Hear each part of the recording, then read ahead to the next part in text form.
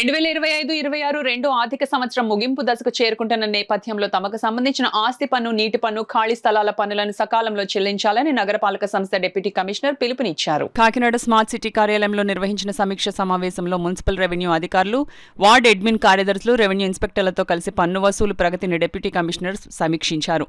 ఈ నెలాఖరు నాటికి బకాయిదారుల వద్ద నుంచి పన్ను వసూలు చేసేందుకు స్పష్టమైన కార్యాచరణ ప్రణాళిక సిద్ధం చేసుకుని క్షేత్రస్థాయిలో చర్యలు చేపట్టాలని అధికారులకు ఆయన ఆదేశించారు.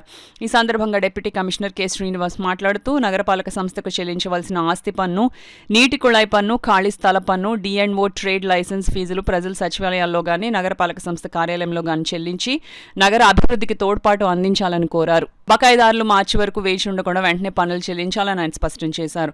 ప్రజలకు సౌకర్యంగా పురమిత్ర యాప్ ద్వారా కూడా ఆన్లైన్లో పన్ను చెల్లింపు చేసే వెసులుబాటు ఉందని తెలిపారు. పన్నుల సకాల వసూలు వల్ల నగరంలో మౌలిక సదుపాయాల అభివృద్ధి మరింత వేగంగా జరుగుతుందని డిప్యూటీ కమిషనర్ పేర్కొన్నారు.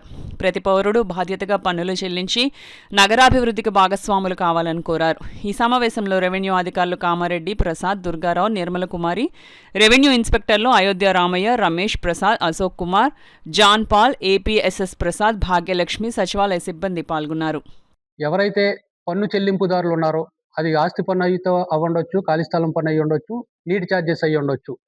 ఈ రోజు నుంచి ఆఫ్టర్ మన సంక్రాంతి అన్నీ అయిపోయినాయి కాబట్టి మార్చ్ 31 లోపు ఎవరైతే బాకీ ఉన్న ప్రతి ఒక్కరు కూడా కట్టుకోవాల్సి ట్యాక్స్ చెల్లించాల్సిందిగా కోరుతున్నాం. అంతేకాకుండా దీనికి సంబంధించి మా రెవెన్యూ సిబ్బంది ఆర్ఐస్ కానీ, ఆర్ఓస్ కానీ, అడ్మిన్ సెక్రటరీస్ కానీ మీకు సంప్రదించినప్పుడు తప్పనిసరిగా వాళ్ళకి ఎటువంటి ఇబ్బంది లేకుండా మీరు ట్యాక్స్ చెల్లించి కాకినాడ నగరపాలక సంస్థకు సహకరించవలసిందిగా, అదేవిధంగా మా ఉద్యోగస్తులకు సహకరించడంతో పాటు ఈ బేసిక్ ఎమ్యూనిటీస్ ఏవైతే ఉన్నాయో అవి నగరానికి సకాలంలో అందించేటట్టు మీ సహకారాన్ని కోరడం జరుగుతుంది. Thank you.